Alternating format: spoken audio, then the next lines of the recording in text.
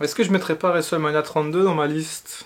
Bonjour et bienvenue dans ce nouvel épisode des Top 5 du Doc. Vous me connaissez maintenant depuis 3 mois que j'ai ouvert ma chaîne, je suis assez positif, et notamment au niveau du catch, mais aujourd'hui on va changer de registre. Aujourd'hui on va parler des pires WrestleMania qu'il y a eu dans l'histoire. Mais vraiment les pires, les plus infâmes, les plus terribles, ceux que l'on ne peut pas regarder sans se brûler la rétine. Et vraiment il ne devrait y avoir aucune excuse pour rater un WrestleMania, tant c'est le show des immortels. Alors qu'est-ce qu'un mauvais WrestleMania? Un mauvais WrestleMania comporte 3 facteurs. Premièrement, si le main event de la soirée est raté, ça augmente vraiment les chances de gâcher un WrestleMania. Deuxième facteur, si la foule n'en a rien à faire de ce qui se passe sur le ring, ça tue complètement le pay-per-view. Et enfin, troisième élément, plus il va se passer de choses stupides pendant la soirée, et plus il y a de chances que le WrestleMania soit mauvais. Mesdames et messieurs, il est temps de découvrir les 5 pires WrestleMania de l'histoire. En effet, je vais vous donner la liste de 5 WrestleMania qu'il ne faut absolument pas regarder, peu importe le contexte ou l'environnement. Et croyez-moi, cette vidéo, elle vous veut du bien. En 1985, Vince McMahon lance le concept de WrestleMania. C'est un concept phare pour lui puisque ça mélange les catcheurs et des célébrités. La première édition se déroule à New York et c'est d'ailleurs un succès total. Mais ça, j'y reviendrai dans une prochaine vidéo. Heureux de sa réussite lors de WrestleMania, Vince McMahon veut retenter l'expérience un an plus tard, en 1986, avec WrestleMania 2. Et ce WrestleMania, mes amis, n'a pas été une réussite. En effet, Vince McMahon, et pour une question d'ego, a souhaité organiser WrestleMania 2 dans 3 villes différentes, New York, Chicago et Los Angeles. L'idée était de faire 1 heure de show par ville avec chacun un main event. Comme pour la première édition, WrestleMania 2 était vendu en circuit fermé. C'est-à-dire qu'à l'époque, il n'y avait pas de pay-per-view et il fallait se déplacer dans des salles de cinéma pour voir le spectacle. WrestleMania 2 est tout d'abord une faillite technologique. En effet, en plus de l'idée d'organiser WrestleMania dans 3 salles différentes avec les problèmes que cela incombe, la diffusion en circuit fermé n'a pas été à la hauteur et dans des villes comme Pittsburgh par exemple, ils n'ont pas pu voir une seule minute du show. Et malheureusement pour Vince McMahon, les soucis techniques n'étaient pas le seul problème de la soirée. En effet, la carte était très moyenne, les main events dans chaque ville n'étaient pas du tout à la hauteur d'un tel événement et cela s'est fait ressentir. Par exemple, dans l'une des 3 villes était organisé un match de boxe entre Roddy Piper et Mr. T l'acteur. Ce match, considéré comme l'un des plus mauvais de WrestleMania, aurait pu tout à fait mal tourner puisque aucun des deux ne voulait perdre face à l'autre. Le main event de ce WrestleMania était un match en cage à New York entre Hulk Hogan et King Kong Bundy. Enfin, si on peut appeler ça un événement principal. Vince McMahon a également commis l'erreur de n'inviter que des célébrités aux commentaires de WrestleMania. Et du coup, en plus d'être difficile à regarder, WrestleMania 2 est aussi très difficile à écouter. Malgré tout, il est difficile de critiquer WrestleMania 2 puisqu'on était vraiment au début de l'aventure créée par Vince McMahon. Et puis, on verra plus tard dans la vidéo qu'il y a eu d'autres WrestleMania bien pires. Avant de passer à la suite, quelques anecdotes sur WrestleMania 2 puisque je sais que vous adorez ça. Figurez-vous que WrestleMania 2 est le seul qui a été diffusé un lundi. Mais alors pour le coup, me demandez pas pourquoi parce que j'en ai aucune idée. Durant le match de boxe entre Roddy Piper et Mr. T, les gants de Roddy Piper ont été trafiqués de sorte qu'aucun des coups de Roddy Piper ne blesse Mr. T. En effet, il y avait une vraie animosité entre Piper et Mr. T à l'époque, puisque Roddy Piper n'avait pas accepté l'idée de perdre face à Mr. T et Hulk Hogan lors du premier WrestleMania, donc du coup les officiels craignaient que Piper voulait un petit peu se venger de Mr. T. L'un des plans de match de ce WrestleMania devait être une confrontation entre Ricky Steamboat et le tout jeune Bret Hart, alors fraîchement arrivé du côté de chez Vince McMahon. Malheureusement ce plan a été annulé puisqu'on sait que Ricky Steamboat a affronté Hercule Hernandez et que Bret Hart a participé à la Battle Royale à Chicago. C'est un petit peu dommage parce que je pense qu'un match comme ça aurait pu voler la vedette, un petit peu comme le match entre Ricky Steamboat et Randy Savage l'année d'après à WrestleMania 3. Autre anecdote, le match en cage entre King Kong Bundy et Hulk Hogan est le seul à ce jour à s'être déroulé dans une cage. Et oui, c'est donc le seul match en cage de l'histoire de WrestleMania. On sait qu'il y a eu plusieurs Hell in a Cell, mais aucun autre match en cage. 2 ans plus tard, en 1988, la promotion de Vince McMahon se déplaçait à Atlantic City pour organiser sa 4e édition de WrestleMania. Et quelle WrestleMania épouvantable! Admettons que vous soyez sur le network et que vous décidiez de mettre WrestleMania 4. Eh bien, je ne vous dirai jamais en temps normal de fuir le network, mais si vous voulez vraiment voir WrestleMania 4, je vous dirais de fuir le plus vite possible. WrestleMania 4, c'est simple, c'est uniquement un tournoi pour désigner le nouveau champion, puisque le titre a été laissé vacant. Donc toute l'architecture de ce show tourne autour du tournoi à élimination. Et comme vous pouvez vous en douter, c'était pas un tournoi forcément très fou. Rien à voir avec les tournois de King of the Ring qu'on aura des années plus tard. Alors il faut savoir que la promotion de ce WrestleMania a tourné autour de Hulk Hogan et André le Géant. C'était les 2 têtes d'affiche, les 2 favoris qui devaient forcément s'affronter en finale pour le titre vacant. En effet, c'était les 2 grosses stars à l'époque, puisque l'année d'avant à WrestleMania 3, ils avaient fait le main event devant plus de 90 000 personnes. Bien qu'ils démarrent un tour avant les autres, Hulk Hogan et André le Géant s'affrontent directement au 2e tour. Et à votre avis, qui est-ce qui a gagné cette confrontation? Le bon héros Hulk Hogan le grand méchant André le Géant? Eh bien aucun des deux, puisque les deux ont été disqualifiés pour avoir mis des coups de chaise à l'adversaire. C'est l'une des plus grandes incohérences de l'histoire du catch. Pourquoi ces deux superstars se sont mises à se mettre des coups de chaise alors qu'il y avait la ceinture en jeu à la fin du tournoi? Il est difficile d'expliquer ce moment, peut-être que la promotion de Vince McMahon cherchait à mettre d'autres talents en lumière. Et ces deux talents sont donc Randy Savage et Ted DiBiase qui vont s'affronter en finale pour essayer de récupérer la ceinture. Mine de rien, le main event entre les deux est assez intéressant, donc si jamais vous vouliez voir un morceau de ce pay-per-view, je vous conseillerais la finale entre Randy Savage et Ted DiBiase. Le vrai problème de ce show, c'est sa longueur. Vous savez, actuellement on se plaint de plus en plus que les WrestleMania durent très longtemps, de plus en plus longtemps. Eh bien WrestleMania 4 c'était extrêmement long, et en plus c'était extrêmement mauvais. Alors imaginez un peu les spectateurs à l'époque. Toutefois, WrestleMania 4 reste dans l'histoire pour le couronnement du Macho Man Randy Savage. C'est une jolie fin pour un show exécrable, bien qu'un peu gâché par l'omniprésence d'Hulk Hogan, qui est venu saluer son ami alors qu'il avait rien à faire ici. L'omniprésence d'Hulk Hogan, on va en reparler. Allez, pour ce troisième WrestleMania, direction Las Vegas pour WrestleMania 9. Pourquoi est-ce que c'est mauvais? Eh bien, WrestleMania 9 a choisi plutôt la forme que le fond. En effet, la production de ce spectacle était assez fun, puisque le thème choisi était les Romains. Tous les catcheurs ont eu une entrée un petit peu particulière, les commentateurs étaient en toge, c'était assez rigolo, c'est assez fun à voir. Au niveau de l'arène, ça se passe sur le parking du Caesars Palace, c'est une arène qui a été montée de toutes pièces, je crois que c'est la seule fois dans l'histoire, et c'est également la première fois dans l'histoire de WrestleMania que le show se déroule en extérieur. Et pour qualifier ce WrestleMania 9, on pourrait utiliser l'expression « c'est dans les vieux pots qu'on fait les meilleures confitures ». Du moins ça c'est ce que la promotion de Vince McMahon pensait. En effet, le principal problème de WrestleMania 9 est à nouveau l'omniprésence de Hulk Hogan.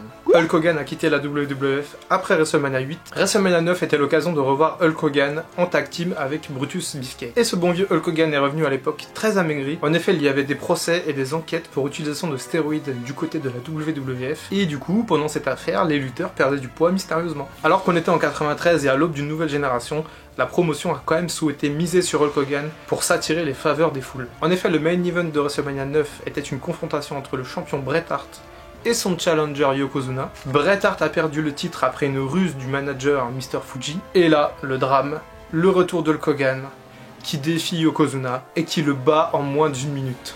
Hulk Hogan, le grand sauveur, est de retour et il est à nouveau champion. Et oui, sauf que ça, plus personne n'en voulait. En plus d'être un véritable aveu de faiblesse de la part de la promotion, remettre Hulk Hogan sur le devant de la scène, c'est le risque de s'attirer les foudres de ces superstars. Mais rassurez-vous, le reste de la carte n'était absolument pas bon non plus. Que ce soit le match de Shawn Michaels, la confrontation entre Razor Ramon et Bob Backlund, ou même le match entre Mr. Perfect et Lex Luger, tous les matchs ont globalement déçu et ce n'était pas fameux. Et que dire de l'un des matchs les plus horribles de l'histoire de WrestleMania, l'Undertaker contre le Giant Gonzalez. C'est à ce jour la seule victoire de l'Undertaker par disqualification, puisque le Giant Gonzalez avait utilisé du chloroforme pour endormir l'Undertaker. Forcément, ça allait se voir. Ce show a vraiment laissé un goût amer dans la bouche des spectateurs et dans celle de tous les inconditionnels de la fédération. Certains diront que les officiels ont préféré flatter l'ego de Hulk Hogan une fois de plus, au lieu de mettre en avant les nouveaux talents émergents. Finalement, peut-être que les implications politiques en coulisses ont participé à faire de ce WrestleMania l'un des pires de l'histoire. Et au passage, est-ce que vous savez pourquoi Hulk Hogan avait un immense cocard à l'œil gauche au moment de la soirée? Eh bien selon la version officielle, c'est à cause d'un accident de jet ski, mais il semblerait plutôt que ce soit Randy Savage qui, la veille du show, ait choisi de refaire le portrait d'Hogan avec son poing. 2 ans après le fiasco de WrestleMania 9 à Las Vegas, le manque de stars et de cohérence allait une nouvelle fois frapper la WWF. En 1995, la promotion traversait une période très difficile. Après la disparition de leur image Hulk Hogan et la fin du succès retentissant des années 80, la WWF était en pleine crise d'identité. Et même si de jeunes talents commençaient à émerger comme Bret Hart ou Shawn Michaels, le reste laissait clairement à désirer. Le procès autour de la distribution de stéroïdes avait fait perdre de la crédibilité à Vince McMahon. Et puis, que dire de ces storylines, de ces histoires racontées, et de ces gimmicks, ces personnages absolument atroces à l'époque. En effet, l'année 95 est souvent moquée par les spécialistes, puisque parmi les catcheurs qu'il y avait, la plupart avaient une gimmick propre à un métier. Il y avait par exemple un clown, un dentiste, un plombier, il y avait même un croque-mort, mais ça a un peu marché quand même. Big Daddy Cool, Diesel, Kevin Nash était la tête d'affiche à l'époque pour Vince McMahon. Dans son imaginaire, il voulait que des mecs comme Kevin Nash ou Lex Luger remplacent Hulk Hogan. Sauf que c'est pas si facile. L'une des attractions de ce WrestleMania 11 est une confrontation entre le champion Big Daddy Cool et le challenger Shawn Michaels. L'affiche était assez cool à l'époque, mais malheureusement elle est passée au second plan. Et oui, puisque l'événement principal de ce WrestleMania 11 était un match entre Bam Bam Bigelow et Lawrence Taylor, un défenseur de la NFL. Alors bien que ce soit un joueur de football américain, la performance de Lawrence Taylor a quand même été plutôt pas mal. Mais sans rentrer dans les détails du match, le simple fait d'avoir un défenseur de football américain dans le main event de WrestleMania est problématique. En effet, c'est symptomatique d'un manque de stars criant à l'époque du côté de la promotion. Les autres matchs de ce WrestleMania 11 sont tout aussi oubliables. Voilà pourquoi je ne vais pas m'attarder dessus, mais par contre je vais vous donner quelques petites anecdotes. Quelques célébrités étaient présentes à WrestleMania 11 et notamment Pamela Anderson. Si vous regardez un petit peu de ce show et notamment le match entre Shawn Michaels et Kevin Nash, essayez de regarder un petit peu les réactions de Pamela Anderson qui est vraiment dans une situation de malaise total. Durant la soirée, Owen Hart avait un match de championnat par équipe contre les Smoking Guns. Il avait un partenaire mystère et pendant des semaines, les spéculations allaient bon train. C'est finalement Yokozuna qui s'est joint à lui pour remporter les ceintures, mais pendant un court laps de temps, il a été question de quelqu'un d'autre. Figurez-vous qu'en 1995, un certain Chris Benoit passait des essais avec la WWF. Et suite à ces essais, Ted DiBiase aurait suggéré à Vince McMahon d'inclure Chris Benoit dans la carte de WrestleMania 11 comme le partenaire mystère d'Owen Hart. L'histoire nous a prouvé que ça n'a pas été le cas puisque Chris Benoit a signé à la WCW en septembre 1995. Mais Owen Hart et Chris Benoit ensemble, deux catcheurs qui ont connu un destin un peu tragique et qui étaient fabuleux sur le ring, ça aurait pu donner une équipe de rêve. WrestleMania 11 a été le théâtre d'un affrontement entre Bret Hart et Bob Backlund dans un I Quit match. Eh bien sachez que dans son autobiographie sortie en 2007, Bret Hart décrit ce match comme le pire match de sa carrière à la télévision. Et en effet, alors qu'il était l'un des main eventers de la compagnie et l'une des figures de la nouvelle génération, Bret Hart s'est retrouvé dans un match de milieu de tableau absolument pas palpitant. Enfin, dernière anecdote sur ce WrestleMania, lors du match entre les deux amis Shawn Michaels et Kevin Nash, il y a eu un petit peu de shoot. En effet, les deux ont un petit peu voulu prouver qu'ils étaient le meilleur. Par exemple, Kevin Nash s'est sorti trop rapidement d'un tombé après un super kick, et Shawn Michaels lui a carrément décidé de retomber sur ses pieds au moment du Jackknife Powerbomb, la prise de finition de Kevin Nash. Ah, les années passent. La promotion grandit, de nouvelles stars arrivent, Stone Cold Steve Austin, John Cena, Roman Reigns, et pourtant parmi ces nouveaux WrestleMania, il y en a bien un qui est totalement abominable. Mesdames et messieurs, laissez-moi vous présenter WrestleMania 27, sans doute dans le top 3 des pires WrestleMania de l'histoire. Vous savez, quand vous avez une soirée où Michael Cole, Snooki et le Great Khali remportent des matchs, c'est déjà qu'il y a un petit problème. Ajoutez à cela un main event totalement farfelu que les fans ne voulaient pas voir et vous obtiendrez le WrestleMania de l'horreur. Allez, parlons un petit peu de la carte avec les quelques matchs qui ont un peu sauvé l'honneur. La confrontation entre Alberto Del Rio et Edge, qui allait d'ailleurs être le dernier match de Edge à la WWE. Le match entre Randy Orton et CM Punk qui n'était pas trop mal, même si la plupart des fans auraient souhaité voir CM Punk ailleurs dans la carte. On y reviendra. Et le match entre Triple H et l'Undertaker, qui était quand même assez intéressant, malgré le fait qu'il soit un petit peu long. D'ailleurs, à propos de ce match, une petite anecdote. L'Undertaker et Triple H avaient décidé d'y aller vraiment à fond, de se donner les plus gros coups de chaise possibles, et ils sont même allés jusqu'à se mettre des coups de chaise dans la tête, chose qui était interdite à la WWE depuis l'affaire Chris Benoit, et ils ont chacun écopé d'une amende. Comme quoi même les légendes vivantes ne sont pas au-dessus des lois. Je vais éviter de trop parler du match entre Michael Cole et Jerry Lawler parce que j'ai déjà le cœur qui commence à s'emballer. J'en ai des nausées rien que d'y repenser, donc je vais juste vous raconter rapidement. Je vais faire court, c'était l'un des pires matchs de l'histoire de WrestleMania. Dean Malenko, qui était à l'époque le producteur de ce match, a lui-même avoué que ce match était une faillite totale. Alors bien sûr, il y avait le côté burlesque, le côté drôle, mais ça n'a pas plu à la grande majorité des fans. Et pour vous dire, même Stone Cold Steve Austin, qui avait été ajouté en arbitre spécial pour renforcer un petit peu l'affiche, était totalement médusé pendant la rencontre. Aussi difficile que ce soit à croire, ça n'allait pas être le pire match de la soirée. En effet, le main event entre le champion en titre The Miz et son challenger John Cena a été l'un des main events les plus abjects de l'histoire du catch américain. Alors il y a plusieurs choses à retenir de ce match. D'abord, c'est la nonchalance et le manque d'entrain de John Cena. Beaucoup spéculent sur le fait qu'il ait plus ou moins voulu tuer le match dans l'œuf pour éviter de donner trop d'importance à The Miz. Bon, ça, ce ne sont que des rumeurs. Par contre, un fait bien réel, c'est la commotion cérébrale que The Miz a subie pendant le match. Déjà que le match n'était pas fameux du tout, au moment où les deux superstars se projettent à l'extérieur au niveau du public, The Miz se cogne la tête par terre et a une commotion cérébrale.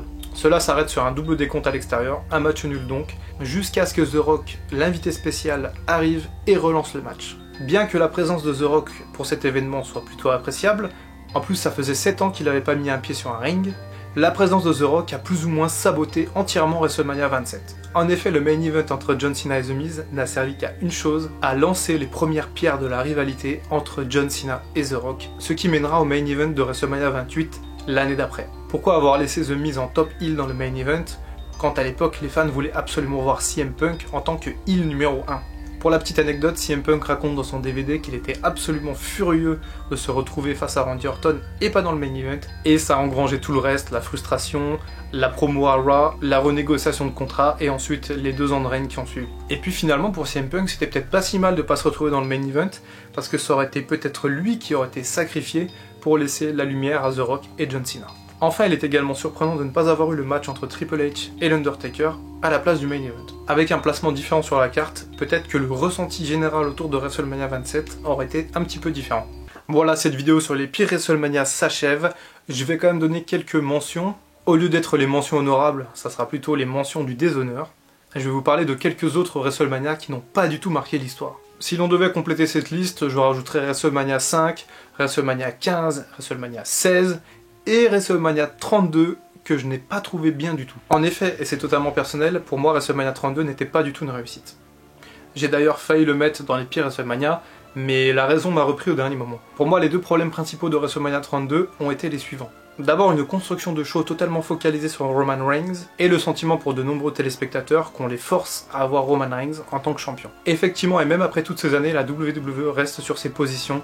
Il faut une image à la société. Il faut un top face qui soit le visage de la compagnie. On l'a vu avec Hulk Hogan, avec Stone Cold Steve Austin, avec John Cena, c'est maintenant au tour de Roman Reigns d'être le porte-parole de la fédération. Seulement, les mentalités ont changé en 30 ans et les foules sont moins favorables à l'idée d'avoir un héros sur le ring. À titre personnel, je pense même que WrestleMania 32 a été néfaste pour la carrière de Roman Reigns, puisqu'à partir de ce moment-là, les fans ont absolument rejeté Roman Reigns encore plus que l'année précédente. Et le deuxième problème principal de ce WrestleMania 32, c'est la cascade de blessés qu'il y avait. John Cena, Randy Orton, Cesaro, Neville, Seth Rollins, tous étaient inaptes lors de ce show. Et si l'on ajoute les absences de Daniel Bryan et de Sting, gravement blessés l'année précédente, cette carte de WrestleMania 32 paraît bien vide. Imaginez avec ces superstars non blessés, on aurait pu avoir un main event entre le champion Seth Rollins contre Roman Reigns, on aurait pu avoir la confrontation entre Sting et l'Undertaker, bref, on aurait pu avoir une carte complètement folle. Et pour vous dire, on a même dû ramener Shane McMahon et le mettre contre l'Undertaker pour vendre beaucoup plus de billets.